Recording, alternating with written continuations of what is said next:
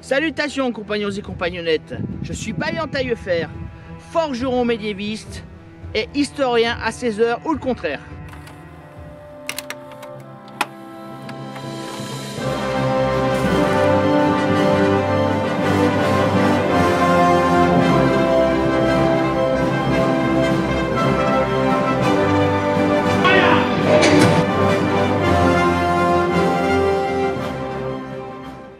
J'ai découvert un livre extrêmement intéressant, La bombe de Hitler de Rainer Karlsch. On estime qu'au mieux de leurs possibilités, les Allemands, en février 1945, arrivent à sortir 50 grammes d'uranium-235 par jour, enrichi environ 15%. Ce n'est pas suffisant pour pouvoir concevoir une bombe atomique. Et pourtant, selon l'auteur de ce livre, au moins 2 expériences nucléaires ont été tentées par les nazis. Sur une île non loin de Peenemünde, le fameux centre de recherche sur les V1 et les V2, et dans une localité qui s'appelle Ohrdruf, en Thuringe, au centre de l'Allemagne. Alors ici, chacun pourra discuter sur le bien fondé de ce livre et des recherches. Néanmoins, je vais vous donner en substance ce que l'auteur a trouvé dans ses recherches qui me semblent extrêmement crédibles. Premièrement, le 12 octobre 1944, un engin atomique aurait explosé sur l'île de Rügen, donc dans la mer Baltique. Il y a un témoin. Ce témoin, c'est un envoyé diplomatique de Mussolini. Ainsi, un premier essai allemand de test d'armes atomiques aurait eu lieu sur l'île de Rügen. D'après l'auteur, un envoyé diplomatique de Mussolini, un Italien du nom de Romersa, aurait assisté à l'explosion d'une bombe d'une puissance jusque-là inégalée. Ce qui a beaucoup étonné Romersa, c'est de voir des scientifiques allemands en tenue de protection à peu près comme celle que je porte actuellement, avec des masques à gaz, prenant extrêmement de précautions après l'explosion.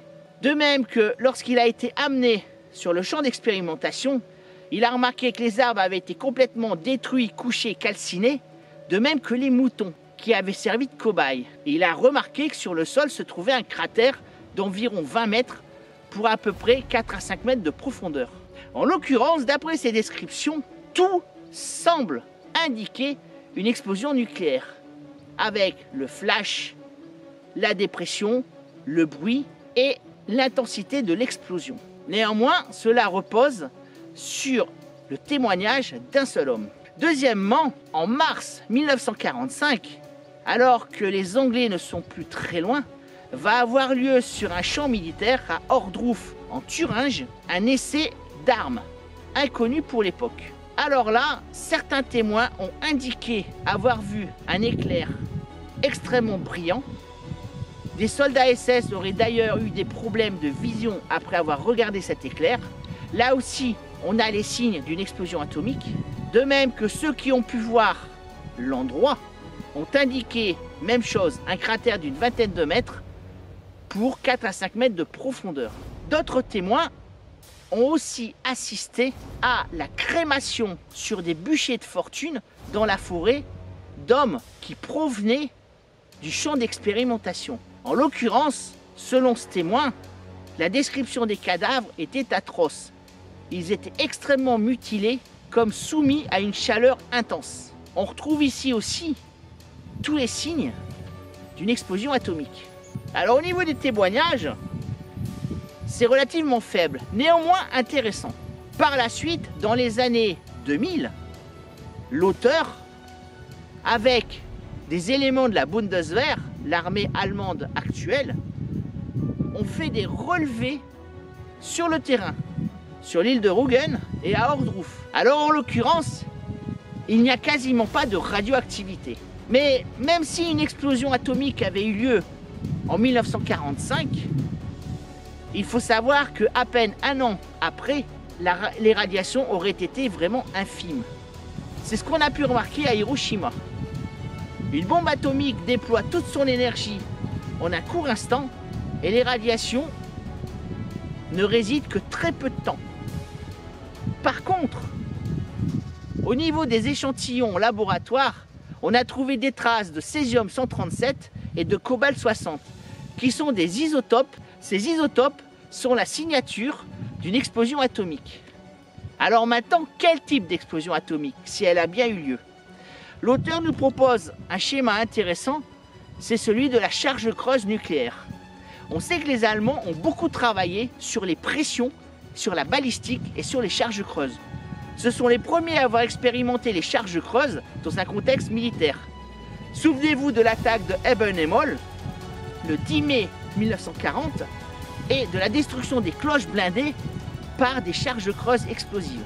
On sait aussi que des physiciens allemands ont réussi à produire des pressions et des chaleurs démentielles lors d'expériences.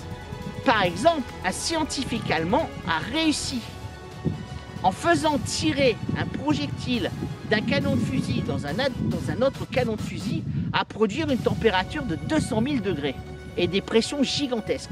Alors on peut imaginer que les Allemands, n'ayant pas assez de combustible fissile, c'est-à-dire d'uranium-235, pour fabriquer leur bombe atomique, ils aient produit une espèce d'engin explosif dans lequel la matière fissile aurait été concentrée en un millième de seconde par des charges explosives extrêmement puissantes, avec donc un creux à l'intérieur, donc une charge creuse nucléaire.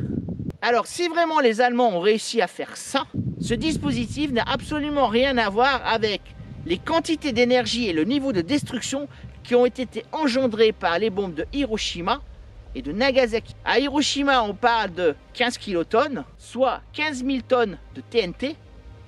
À Nagasaki, on parle de 21 kilotonnes, soit 21 000 tonnes de TNT.